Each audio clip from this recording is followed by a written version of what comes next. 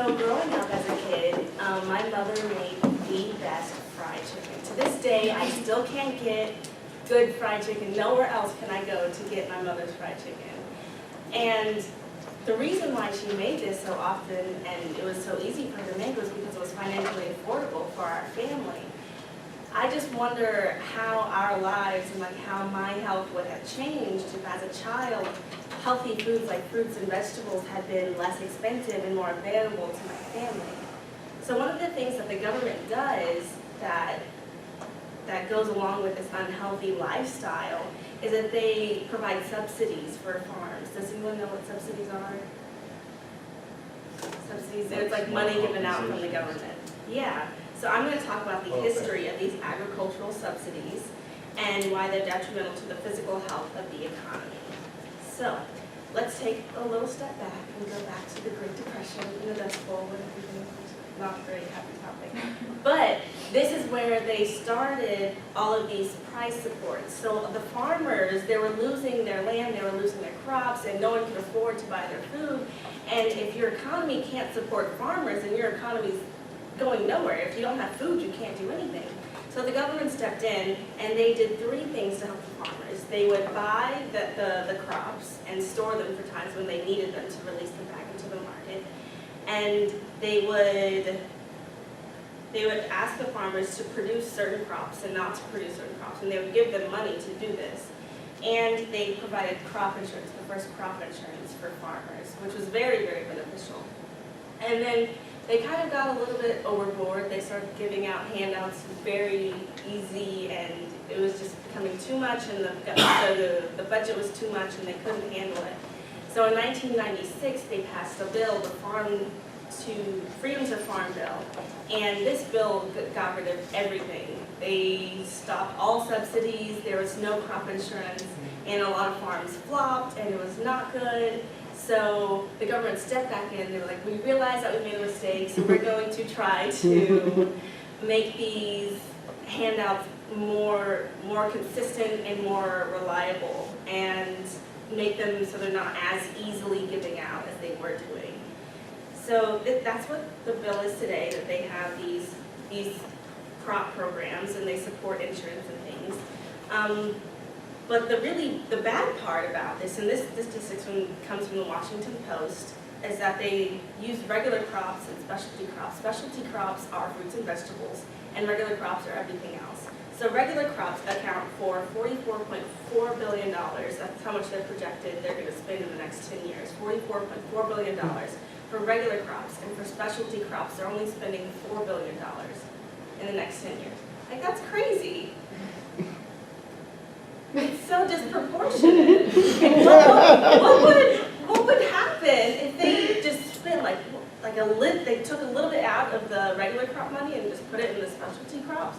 And that would change, it would make the society so much more healthy because people would be able to afford all these fruits and vegetables, and it would become, instead of going to the fast food place because things are so inexpensive, you could just go to the grocery store and get a bunch of apples or something.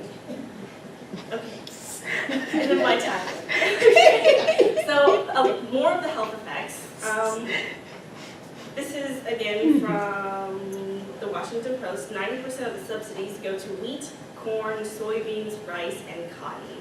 Those are the major things for the non-specialty crops.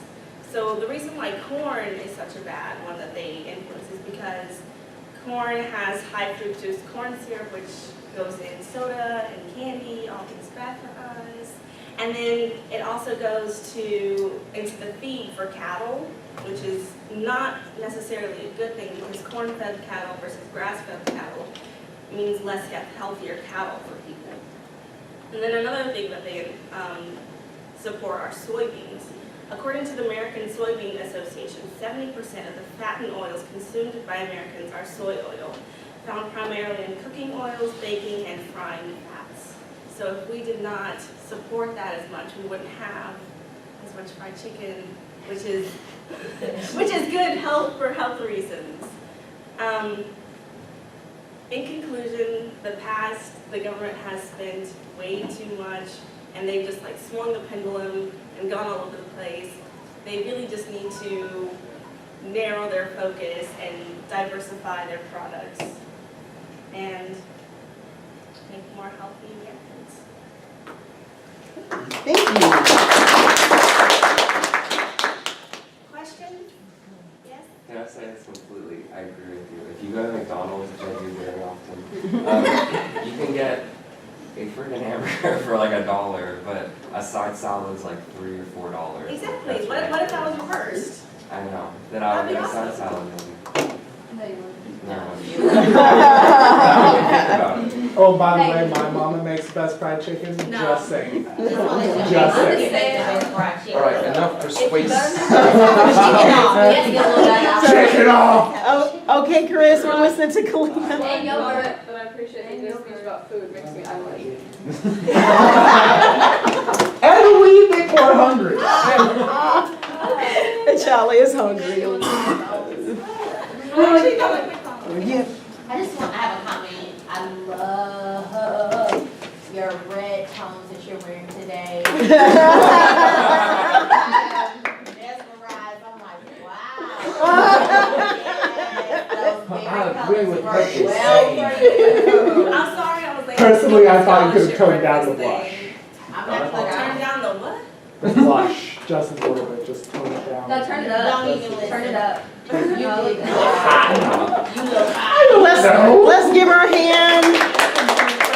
Guys, you have about 5 minutes to get with your groups and make sure you're moving getting into too much along.